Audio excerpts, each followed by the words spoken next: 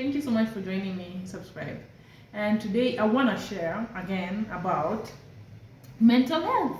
3 simple hacks on how to make sure that you're mentally okay, healthy. I'm not an expert, as a disclaimer, and I put it out there. I'm not an expert in mental health issues or in anything to do with in that field. But one thing I know is that for sure, if you do these 3 things, you're likely to live a better life in terms of your mental, taking care of your mental being as a person. Number one for me, and now that I'm in this space, is exercising. Yo, let me tell you guys something. Other than just for your own sake, for looking good, exercise does something amazing to your body and to your mental health. It's like when you're actively doing those things, there's also blood that is being pumped into your brain and out of your brain, and there's a lot that's going on in your body that just releases you and makes you feel like you're still alive. Biologically, scientifically, exercise has been proven or has been seen or shown or to reduce in mental health issues.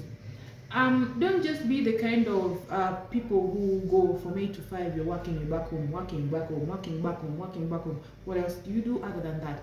Get maybe 30 minutes, you just jog if you need to jog, if you're in an area where you can just run. Get an hour or two, go to the gym, do aerobics. Other things you can do, yoga, you can practice. Do something beyond working for money. Yeah, do something for your physical health. And the reason why I'm sharing on exercises very fast, I'm now on the journey of weight loss, and I share it a lot on this particular channel. You can check on the other videos that I've posted around around exercising, around weight loss, around just living a better life. And the reason why I decided, you know what, I need to lose weight, and I'm on that journey. Even right now, I'm still on the journey of weight loss, and doing a few things that I'll be sharing when I'm sharing about my weight loss process. Anyway, the reason I even decided to do this weight loss thing, because I was thinking, and I've shared in the past, that I want to give my children a life that I didn't have. Every parent wants to do better than their parents did. So if my parents gave me this, I want to give my children better than my parents gave me, and usually that's what is right, or that's what should happen. But then I'm thinking to myself, if I'm already gaining weight unexpectedly and it's skyrocketing, you start attracting lifestyle diseases here, and now I can't play with my kids. And now, you know what, if I need to live a longer, even slightly longer life by just losing weight, what is the pain in that? Practically, let's talk practically. Have you ever met or seen a very old man, fat, or woman? Okay, women, they're those that have, but old. Have you seen a fat old man? Or if you've seen, how common is it? How common is it even in our rural areas to find a fat old man? Not, I'm sorry to say fat, because it may be relative. Maybe to you, maybe 60 kgs is fat. It's relative. There's BMI. There's what I am very much cognizant of those differences, but I'm just saying, in our villages, in places where we are, how many overweight, let me put it like that, overweight measurements, normal ones, men or women have you found maybe over 70, over 80 years old? How many are there? Maybe someone can argue that generally life expectancy has gone down, but how many old people are big? Very few. What does that mean? Too much weight kills you early, or reduces your number of days that you take here on earth. Again, we're not in as human beings to determine what kills and what doesn't kill, but we use research, science, and proven facts and facts to make decisions on how to live better lives. So if it has been proven that maybe too much of weight can kill you, or not exercising can reduce the number of days that I have here on earth, then why not do what is right? And we are all just looking at being better people in life, or in generally in everything that we do. So think about exercising and incorporating it into your lifestyle in your own small way. It doesn't mean that if you're petite and small, there's a difference between petite and thin. So it doesn't mean that if you're petite or thin, you don't need to exercise. You're not exercising because you want to reduce or lose weight. You're exercising for the sake of your mental health and to stay sane in this very, very draining world that we live in, where there's social media, there's music, there's noise, there's this. You just need silence and a bit of exercise once in a while. So take your exercising seriously, incorporate it into your daily life. Number 2 on my sharing on things or tips or just hacks on a few things that you can do to just take care of your mental health, knowingly or unknowingly. I'm not an expert, one more time, but just something you can do within your reach, in your own small way, proven even by those experts themselves. They won't tell you not to do the things I'm telling you here, but I'm telling you that you need to take them more seriously and do them more cautiously. That is helpful to your life and to your mental health. Nutrition is my number 2. Nakuja sana. Nutrition is key. Can you stop over junking? Make sure that you're eating the healthy foods. In Kenya or in Africa generally, we are so lucky because some of these organic foods are just available. They're available in the farm, they're available if you're in Nairobi or if you're in the towns, they're available in your supermarkets. They might be pricey or slightly, costly, but for the sake of a good life and for the sake of your good mental health, just get yourself nice organic things to eat. Do fruits, eat the carbs that you need to eat that are right. I'm not saying once in a while you can't cake. You can do your cakes on the birthdays and on special occasions. You can do your junk food once in a while, but really think about what you eat, because what you consume is what goes in is what comes out. Junk in, junk out, garbage in, garbage out. That's what they say, right? So what you consume really matters in defining who you are or how good you become, or your life generally. And if you see your body is not good, I'm talking about the unhealthy kind of not good, not the other one, then it simply means probably you've not been eating right. Eat right, drink a lot of water. Water. We underestimate the power of water in our lives. Can you drink a lot of water as part of this nutrition and as part of discussion on the kind of nutrition and food that you should be consuming? Nutrition goes beyond food. It's not just food. I know there's a whole what is it called, career or sector on nutrition, but can you just make sure that you're consuming well and consuming the right things in the right quantities, in the right amounts, in the right times? Think about your nutrition. Think about what you eat. Think about better. There are also those foods that are specific for good brain functions, things like omega-3s.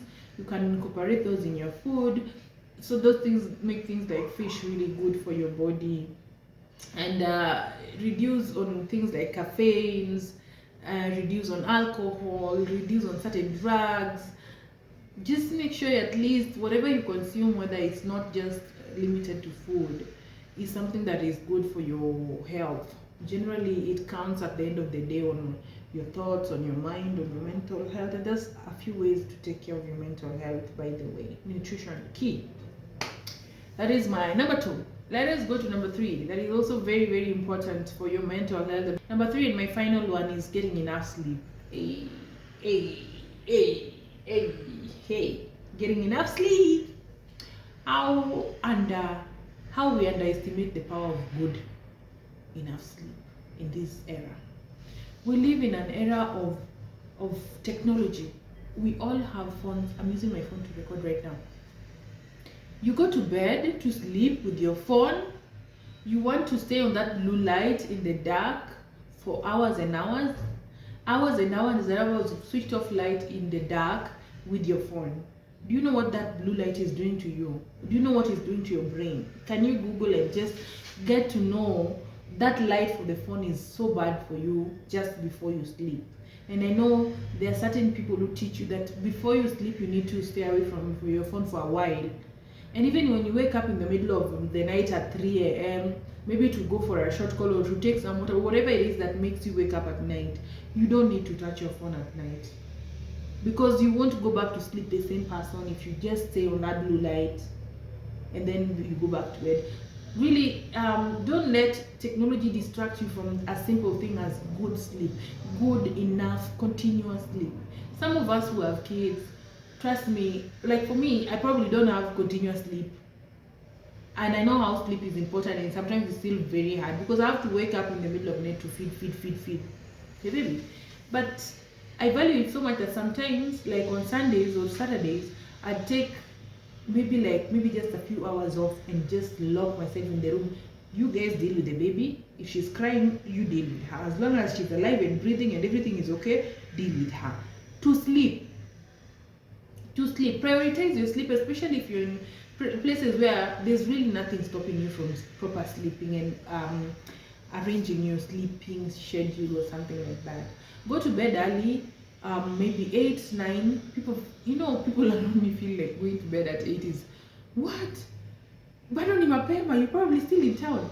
And I'm thinking, if you have the ability and if it's possible for you to sleep early, you wake up early. Good for your mental health. Some of us get into these mental health issues just because we do not get enough sleep, especially men. Because until it brings you down, it's not important. It's not that bad.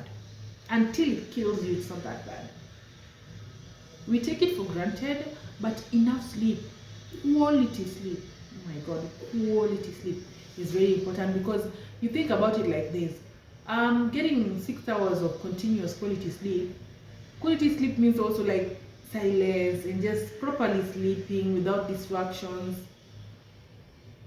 It's almost impossible now, especially in Nairobi. We are like this, we're on the go, it's midnight, you're coming from town, you want to get, just make sure you're getting enough sleep. Because when you have gotten enough sleep, you're fresh, you're ready to start again, you're ready to push life better, you're ready to handle your boss with sanity, you're ready to handle your problems better. Like when you get enough sleep, things fall into place. Trust me, when I'm grumpy, even a pin drop annoys me. That's how important sleep it is. Like, I just don't, like, you get very highly irritable, and there are all these things that come with lack of proper sleep.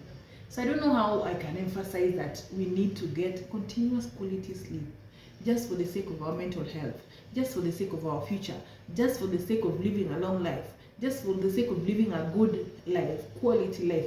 Yo, trust me, plan for good sleep, plan for long enough proper sleep. I can only define it. People say 8 hours, some people say just enough. 4 hours of quality sleep is good. Whatever it is that works for you, but get enough continuous quality sleep once in a while, or every day of your life if you can. I can't force it because, again, we are on the go, we are on the grind, and we forget ourselves sometimes, and that's how we end up with all these mental health issues. So just do whatever it is that you feel like is right for you, but remember, you need to be properly healthy up here for things to work out well in your life. Whoa, yes, that's it. Thank you so much for listening to me. Thank you. This is Sonia KE. Subscribe to my channel, like, share, comment, connect with me on social media pages. Thank you for listening to me one more time, and for now, bye. See you in the next one. Bye.